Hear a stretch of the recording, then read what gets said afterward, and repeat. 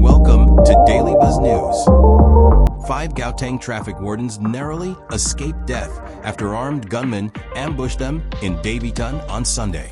Quick action at the crime scene helped them survive the brazen attack. Here just to find exactly what happened on that Sunday morning. We understand that this incident took place between 1 a.m. and 2 a.m. on Sunday morning. So we've decided to come to where the shooting took place, just outside the Daveyton train station, which is not far away from the actual township of Daveyton itself. So where you see those crime wardens, that's where that Avanza vehicle was spotted by crime wardens who were driving past by. But we do understand that these crime wardens were not really on a patrol mission at that particular day. They had just concluded their dropping off their colleagues, and then they were coming from that direction. That's where you see the train station itself. So they were coming from that direction when they noticed an Avanza that was parked just next to this transformer. The Daveyton train station is currently not functioning. It has not been functioning, just like many train stations which were affected by the COVID-19 challenges. So from there, Stephen, we understand that they did not even stop.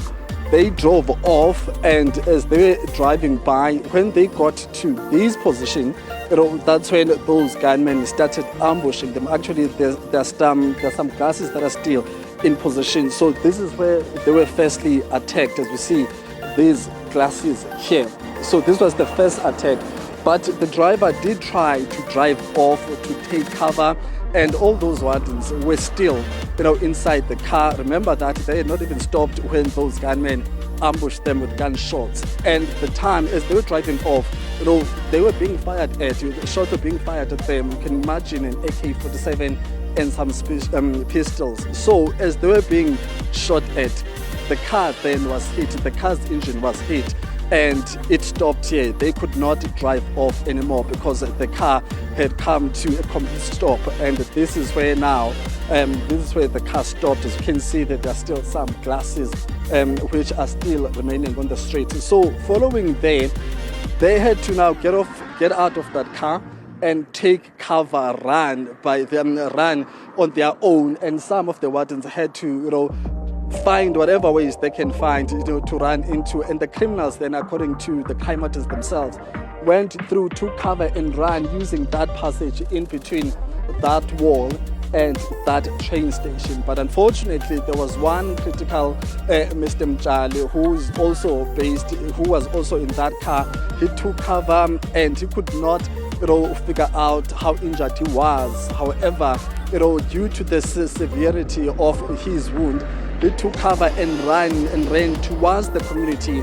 And unfortunately, when he got inside that community, that's when he was identified and spotted by a community member who advised him just to come down, and that he was seriously injured. And those community members then took him to the nearest hospital using their own hospitals and their own vehicles then to ensure that particular warden got saved. And eventually police came through, and those injured wardens were taken to that hospital we are in Alberton. So this way it happened, Stephen. But just looking at the state of this particular environment, we are talking about a train station that has been vandalized. I'm not sure we can give you those pictures. The train station no longer has a roof, it's not functioning. So according to some community members who could not speak to us on camera, saying that there are many people who have been coming here just to ensure that they can take whatever they can take from this particular property. And in that conversation we had with the Premier, he did say that he is considering, or he's going to be pleading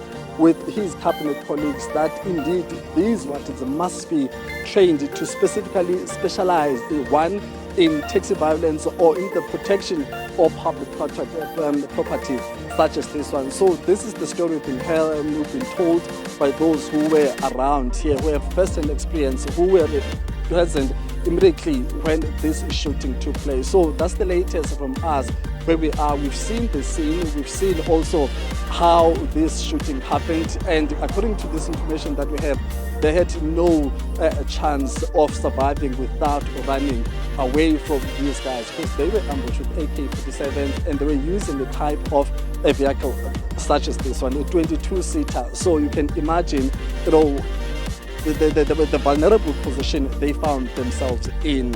And this car is not armored as well, so you can be shot at any time. And we've been told that that particular bus, its engine is completely, destroyed. That's why it could not drive and continue speeding off to save the lives of those people who were inside that particular bus, Stephen.